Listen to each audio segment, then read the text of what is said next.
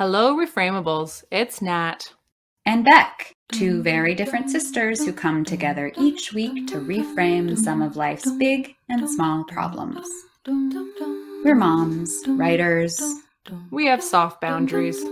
We see the world differently, but we both lean into vulnerability together and with our guests, because we like deep dives. So come with us, let's reframe something.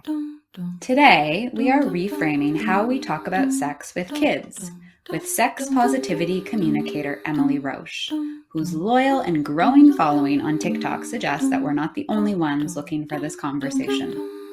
She has like 300,000 followers, Beck. That's a lot of sex talk. Indeed. So, takeaways. It's an ongoing conversation, not a one and done. And the goal is judgment-free conversations, which start with healing our own relationship to sex. We're going to make mistakes, and the beauty of reframing is that we can keep coming back to our kids to try again. And for those of us with younger kids, it's never too young to start talking about consent. So listen in, and we hope you learn some new words, because we did. Reframing the Sex Talk with Emily Roach.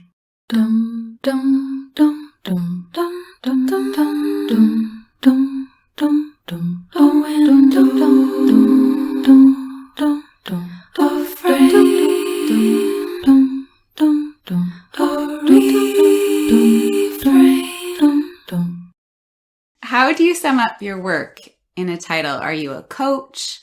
Are you a sex positivist counselor? Tell our listeners a little bit about how you got to where you are today and what you call yourself. When I did my degree, I took communications in university, and I've worked as a professional communicator, like my 9 to 5 ever since. And really the core of my job as a communicator has always been to take information from the subject matter experts and then translate it into digestible, understandable content, so whether that's writing correspondence or speeches or news releases, that's really the bulk of what it is to be in communications, is to take information and translate it into something that people who aren't subject matter experts can easily understand. And so I guess when I try to think about what title I would give myself, it's a sex positivity communicator, because I'm still working towards being a certified sex educator. But really what I do is I try to translate so much information that's out there and available for people and make it into something that they can understand and something that they can share with their kids as well. So you have like more than 300,000 followers on TikTok. Yeah, I broke 300 last week. Wow, right? I mean, so people are really searching out content like yours. And I'm assuming that your account is what inspired your book, Hey Sweetie, The Sex Positive Guide for Navigating Tricky Conversations with Your Teen. Or was it vice versa? Had you written the book and then the account kind of came from that? So tell us a little bit about that. My content definitely inspired the guide. I was talking in one of my videos about trying to reframe sort of how, having the sex talk with your kids, the talk, and saying, you have to have so many talks. There's so many things to talk about, picking a partner, talking about consent, talking about porn, talking about the reasons people, like so many conversations have to be had. So many topics have to be covered. And then I would get a lot of comments from people saying, I understand that, but how? Because a lot of people have the information, they have access to it. They've seen public health experts saying, open and judgment-free communication is what you need to have with your kids. They've read work by Emily Nagoski or Jessica Valenti, for example, and they know, but they just don't know how to translate that into parenting. So I wrote a mock talk. I think one of my Hey Sweeties, the first one I did, was about picking a sexual partner. And I had a bunch of parents sort of tagging their teenagers in it saying, listen to this. And then it was actually featured by a keynote speaker at an international conference for women's sexual health, saying, what if we were able to have parents talking to their kids about sex like this? And more comments would come in like, do you have this written down somewhere? So I wrote it down and I put it on Amazon, but really it's a guide. It's not necessarily a book. I am working on a full-fledged book where I, delve more into these conversations and into these topics, but it's 25 pages. It's a collection of 6 talks for parents to have with their kids. And it's just ready to go language, well-researched, sex positive language. I really like the idea that it's ongoing talks and it's not one talk. I mean, that's helpful to me because you don't have to get it perfect. You don't have to find these magic words that this is the one time I will say these things to you. That's so old school, I guess, the talk.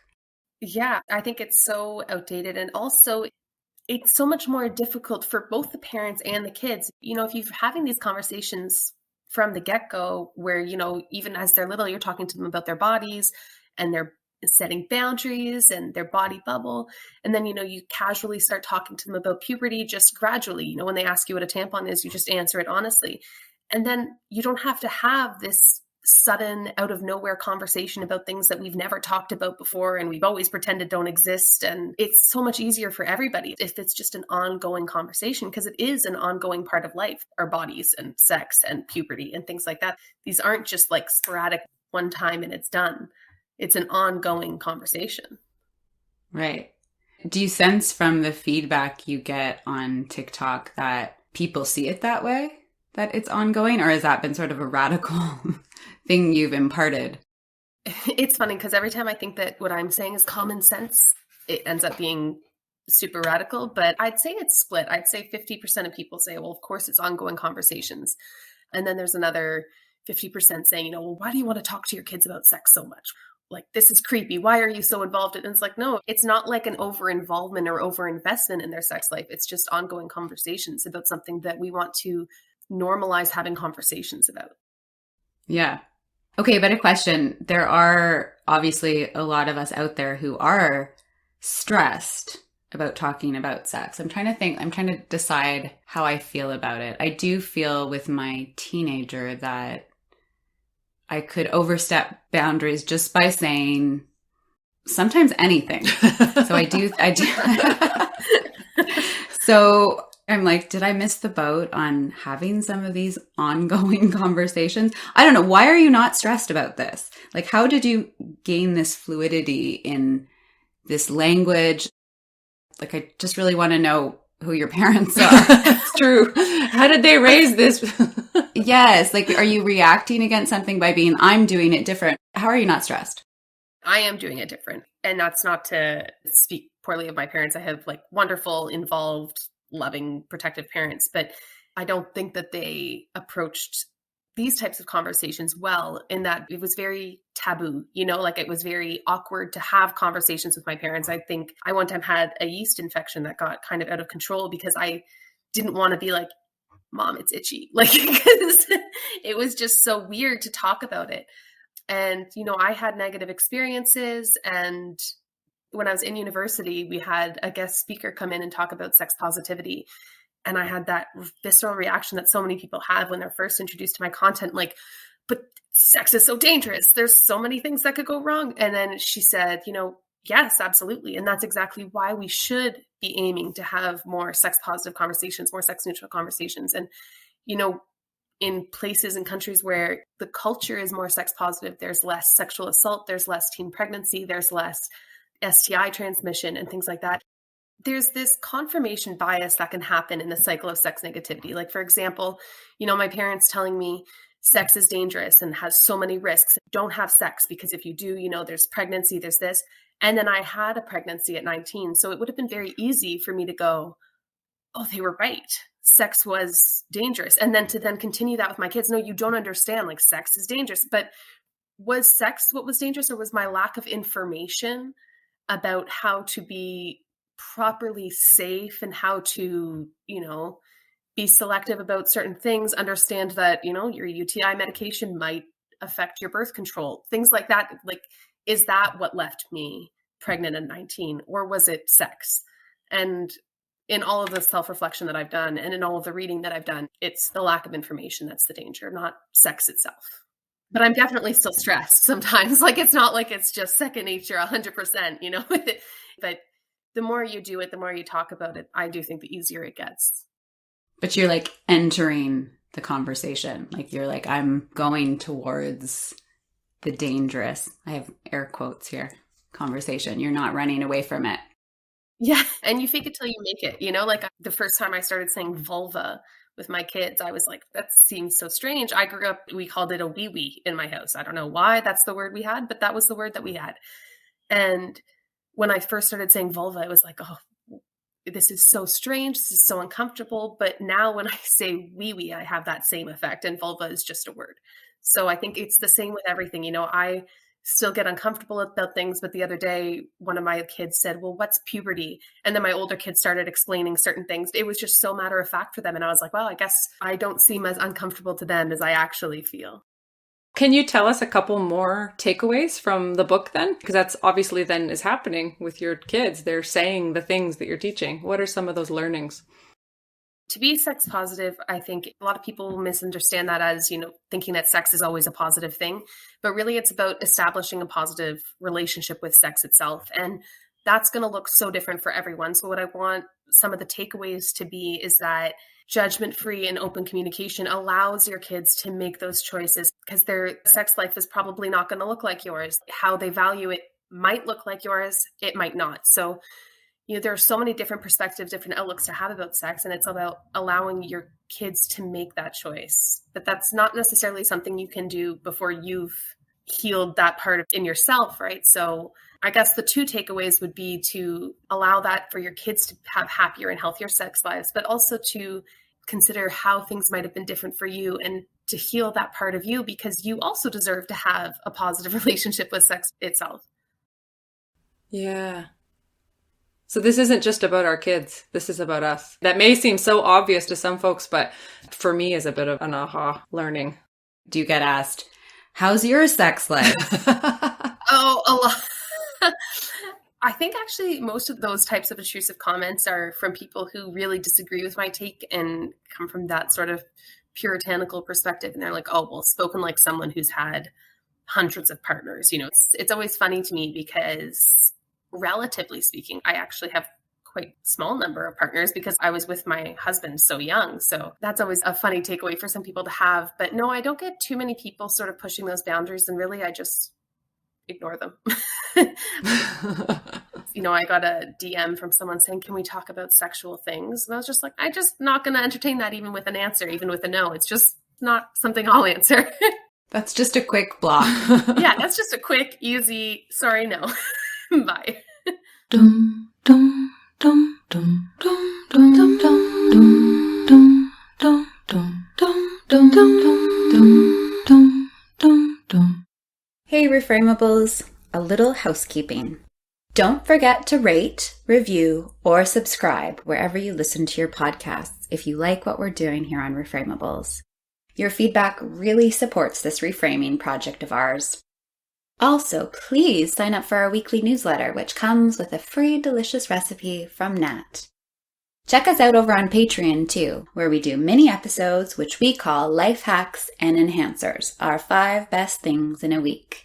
On Patreon, you can become a monthly donor for as little as $2 a month, or you could even tip us on our new coffee account. Lastly, tell us what you like and what you want to hear more of. We love feedback and getting to know you, our listeners. All the links are in our show notes. Love, Reframeables. Dum, dum, dum, dum, dum, dum, dum.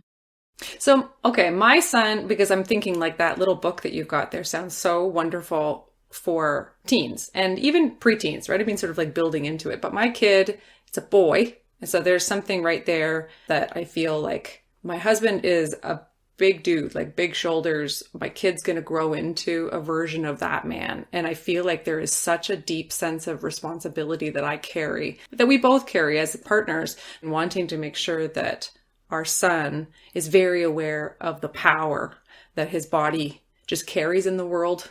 There's a lot of privilege that just comes with, as we all know, being a white man who has physical power. And so wanting to make sure that he's responsible and capable, but also super sensitive to his own, like feelings and needs. And so all these things. He's 8. Like, my God, like I'm putting a lot of pressure on myself, but maybe not. Like after this conversation, I'm thinking, no, we got to be doing these things from like right now. So do you have any, I don't know, I know it's hard to sum things up, but do you have sort of a takeaway for the parents of little boys? Because I do feel like a lot of sex education ends up being presented to girls as a way to like protect themselves. And I don't think that that's your way at all. I think it's much more holistic, but thinking specifically for like the boy parents out there, whatever that means.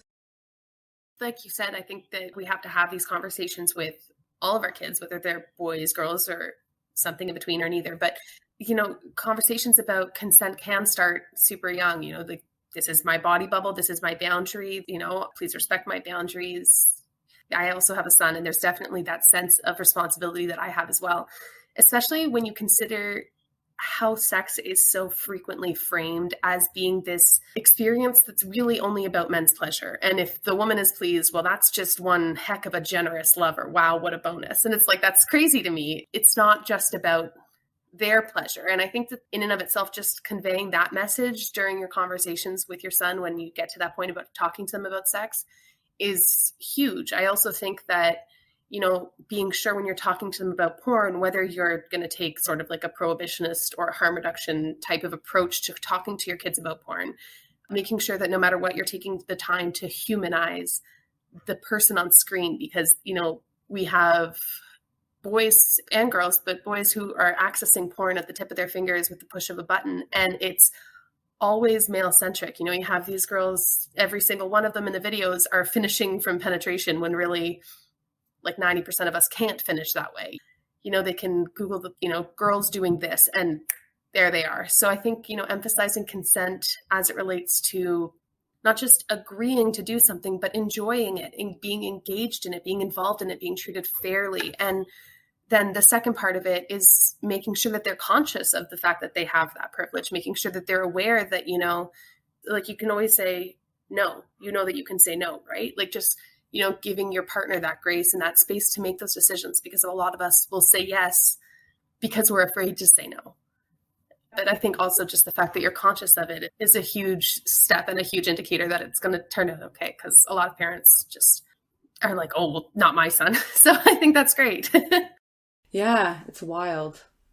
Just wild to think that that's like even down their road, right? Like at 8, I understand the proclivity in parents and guardians to want to just sort of keep this very innocent right now.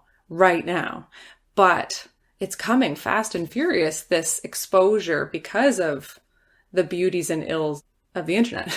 So if we're all participating, like, let's join the conversation. So if you could go back and talk about sex the way you do now to your younger self, like what would that look like? Was there something particular you needed to hear? Oh God, there are so many things that I needed to hear. I mean, the impact that sex negativity had on me, it was so profound. And it was simple things like, setting body boundaries. Like, I'm not a hugger. I've never really been a hugger, but I always would hug my friends because they would come in for a hug, and just not really recognizing that, yeah, I can just back away and say, no, I don't want to hug. So simple things like that. And then more complex things. Like, I had a 2 to 3 year long sexual relationship with a really emotionally manipulative guy when I was a teenager. And it was awful. And I think, just hearing things like, one of the messages that I repeat often, and I think part of it is for my 16-year-old self, I wish I could just tell her, casual sex is fine. Casual sex is fun. I love it. Having sex with someone when you two are in love is also wonderful. I love that too. Having sex when one person is in love and the other person is not shouldn't happen. It hurts a lot. And it's hard to keep it casual when one person has those romantic feelings. Telling them that friends with benefits, friends is supposed to come first. It's just because there's that sex, just because there's no romantic relationship doesn't mean that you shouldn't be holding high standards for how you deserve to be treated with respect and how your consent deserves to be respected. And I think about that a lot. But then I also think about, even if that had all been reframed for me, if it hadn't been reframed for my peers, how really would that have changed my life? I can't really say, but I wish I could go back and tell myself some things for sure. Not that I would change where I am now, though. You're also saying that you were battling how sex was viewed in your peer group. Is that what you're saying? More like, for example, a lot of the ways that my partner in high school had mistreated me, I think that if we were to go textbook by what we were taught was acceptable behavior, he would have been okay. Like, had I said, no, I don't want this, he wouldn't have pushed further. But when I said, no, I don't want this, he goes, well, then you can just leave, because why are you here? And then I say, okay, well, sure, I'll do it. Not realizing that that was emotionally coercive. And do I resent him? I'm not going to send him a bouquet of flowers anytime soon, but also based on what we were taught to do, he hadn't really done anything wrong. Again, I'm not saying that he didn't do anything wrong, but based on what we were taught, he followed the rules.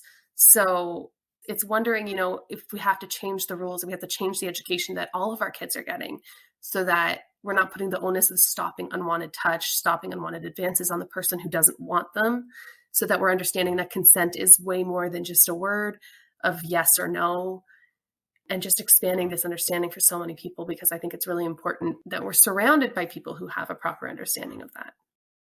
You're sort of touching on how emotionally complex sex is.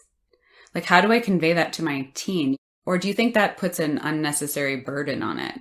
Did you sort of need some unpacking about that burden or the complexity of this experience, and you didn't know that you were allowed to say that, yeah, this is complex for me. I don't know what I feel here. Do you know what I'm asking? Yeah, I think when we talk about being ready to have sex, I think talking about emotional readiness is really important. I think where a lot of people will, well, I say go wrong, that's a subjective take, but in my opinion, where a lot of people go wrong when talking about emotional readiness to their kids is they say, you're just not ready. You don't understand. It's way too much emotionally. I think that's not necessarily the right approach for a couple of reasons. First of all, as a teenager, if my parents told me, well, you're just too immature, basically, I would have been like, well, you don't know. And also can come across as condescending, even if it's meant with the best of intentions, even if it's not meant in a condescending way, it can come across that way when we're telling kids, your brain isn't developed. And then also, I think it's placing this implication that sex is always going to be super emotional, and it's not. It doesn't have to always be super emotional. You can have casual sex. You can have fun, lighthearted, safe sex, and there's nothing wrong with that either. But I think when I talk about preparing our kids with that emotional readiness, it's teaching them to be able to identify what emotions are sort of driving their decision making. Are they acting from a place of romantic, I'm so in love with this guy, or are they acting from a place of, wow, he looks really good in that t-shirt and I would be okay if this is the only time he and I ever interact, but I'd like to have sex. And I think being able to identify your emotions, being able to identify your intentions is what we should really be communicating with our kids, and communicating that they should hope to be clear of that partner's intentions as well. So if you are acting from that place of crazy, stupid love, that's also what your partner was doing. He's not just thinking that you look super good in your t-shirt, or she. I think that should be the focus, making sure that you're managing your emotions rather than your emotions managing you, making sure that you're able to identify and distinguish one intention from another, as opposed to placing this it's so emotionally heavy, because it isn't always. And I think that when we teach that, it will always be emotionally heavy. Dum dum dum dum dum dum dum dum dum dum dum dum dum dum dum. We talk about reframing, right? That's what Reframeables is all about. And I feel like you've been exemplifying that in this conversation. I mean, it's really great, because reframing for us is about sort of working our way through from various perspectives to the other side of an issue, but not necessarily coming up with a definitive answer. It's not about coming up with sort of a yes or a no. And I think that, yeah, you've really shown that. So is it a word that resonates for you? Obviously for us, you're coming on here, you're using it because you're like, these are the reframing ladies, I'll do it. But is there something for you that's does it kind of touch on something in your own sex positivity journey? Absolutely. Absolutely. I think from when we talk about reframing consent from that no means no framework into more of a yes means yes framework, where, you're shifting the onus from one person stopping unwanted advances to the other person making sure that they're practicing ethical consent, shifting that framework. It's a huge reframe, reframing sex from being something that girls or women are doing for their male counterparts, as opposed to being something they do with them. I mean, that's a very heteronormative perspective, but you know what I mean? It's so often framed as a male-centric activity, and then, oh, bonus, wow, he's such a generous lover, he cared that I was enjoying it afterwards. It's all about the reframe. And I think that's so important to understand, is that it's not necessarily saying everything is wrong, but have you considered why you know what you know? Have you considered, if we looked at it from this angle, how would that affect what you know? How would that affect the experiences you had? Because the experiences you had were real and they were important. But, if you're looking at it from one angle and then you shift and you reframe and look at it from another, it's a completely different experience.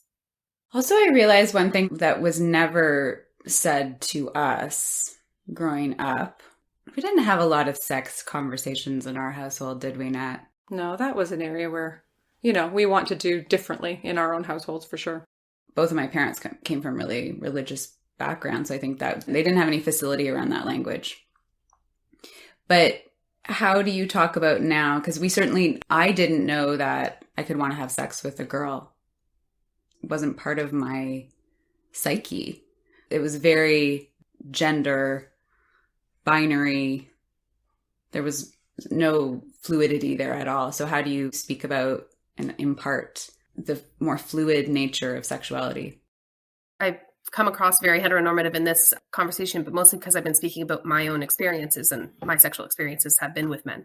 But when I'm talking to my kids, even when they come home from school, it's, oh, well, do you have a crush on anyone in your class? Not like, what boy do you have a crush on? It's, oh, you're going to be the mommy? Okay, I'll be the mommy too. And then, oh, can there be two mommies? Yeah, of course. And then it's just status quo. We have books that have queer characters in them, and it's just having that representation. It's not always about the queer storyline. Like, it's not always, and she liked a girl. It's just, and, Raina said goodbye to her two moms and then went to school. And I think it's just normalizing those conversations really helps, and just trying to be neutral in them, not having to have a huge sit down and being like, something I want to talk to you about is gay people. Like, I think that casual inclusivity is so much easier for them to digest, and it's easier for us to implement as well as parents. I felt a huge success one day when my best friend was over and we were talking about one of the teachers in our school that all the girls sort of had a crush on. And she goes, oh yeah, well, this teacher was so hot. And my daughter had just come down the stairs and she goes, oh, was the teacher a guy or a girl? And I was like, like, you didn't just assume that she was going to be crushing on the hot guy teacher. You had to pause because you're open. You understand that this is totally a possibility for everybody. But yeah, I think casual inclusivity is really the way to go when we're parenting. What are your reframing tools, Emily? So where do you go when you are encountering challenge in your own life or with your kids? Like, you've really misstepped in a conversation, and how do you reframe that? Or tell us about your toolbox.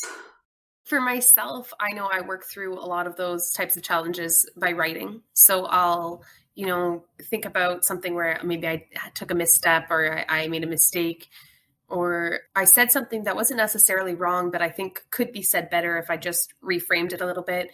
Often I'll write it out and consider that by myself. And then I'll always go back to my kids with it. I'm not going to, shy away from the fact that this is my first time trying to teach kids about sex. They're the first kids I've parented, and I'm bound to make mistakes. So, I'll go up to them and I'll say, hey, you remember when I said that? Yeah, well, I should have actually said this. This is more correct. What I said, like, even if it's not necessarily wrong, this is more correct. And I think it's just not shying away from the other perspectives and facing them head on, because if you don't, then you end up, 19 and pregnant. Just normalizing that I don't actually have all the answers. It's my first time being a parent, just like it's her first time being a kid. So, acknowledging that I can definitely make a mistake and look at something the wrong way, and being open to that new perspective, that shift in perspective, the reframe. You're like, I'm just finishing up Gilmore Girls. Oh, yes. How does that show sit for you?